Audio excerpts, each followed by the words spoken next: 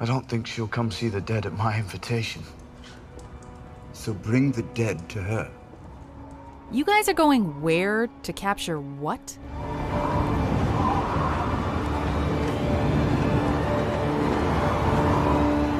Welcome to Watch the Thrones, the weekly show where we take a look at some of the Easter eggs, important moments, and theories from the newest episode of Game of Thrones. On this episode, we'll be taking a look at Season 7, Episode 5, Eastwatch. Don't talk about father. Listen to me. I once told Bronn that if I ever saw you again, I'd cut you in half. It'll take you a while with a sparring sword. Before we begin, we publish new videos every day, so be sure to subscribe for more great content. Number 3, The Letter. I found it, my lord. Took some searching. Maester Luwin's archives are very thorough. After treading water for the last little while, Littlefinger's finally back to his old scheming ways. Way back in Season 1, Sansa was pressured by Cersei to send a raven to Robb about their father's supposed treason. Urge your brother to keep the king's peace. Tell him to come to King's Landing and swear his fealty to Joffrey. Well, since Maester Luwin was keeping a record of every raven that passed through Winterfell, Littlefinger was able to use this to his advantage, playing on Arya's distrust of him to fan the flame of anger and resentment that's brewing between her and her sister. How can you even think such a horrible thing? You're thinking it right now. It's clear that this is just one piece of a greater scheme, but having Littlefinger back in his comfort zone and causing chaos is bad news for everyone.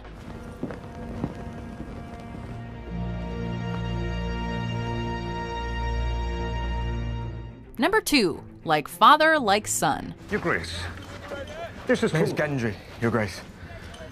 I'm Robert Baratheon's son, bastard son. He was meant to keep that to himself. Gendry's back! It's been over 3 seasons since we last saw the bastard son of Robert Baratheon, and in that time, it seems like he's gotten really good with that warhammer. When we were introduced to Robert in Season 1, years of kicking back and drinking wine, or ruling, had taken a toll on his physique, but he too was once a fearsome, warhammer-wielding warrior. I knocked him down with the hammer. Gods, I was strong then. Caved in his breastplate. Probably shattered every rib he had. And look, Gendry's even rocking the golden colors of his father's house. All signs point to Gendry eventually getting legitimized by Jon, who, as the king, has the power to do just that. We can be sure that Gendry's long-awaited return will be a key factor in the series' endgame. I grew up on stories about them. And all I ever knew is that they fought together and won. Before we get to our top moment, here are some of the best lines from this week's episode. Till I get what I'm owed. A dragon doesn't get to kill you. You don't get to kill you. Only I get to kill you. Did you read it? It's a sealed scroll for the king in the north. What's it say? Nothing good. Wasn't sure I'd find you.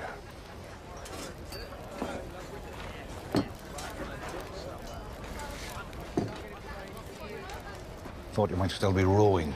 Number 1, Jon Targaryen. Maynard says here that he issued an annulment for Prince Rhaegar and remarried him to someone else at the same time in a secret ceremony in Dorne.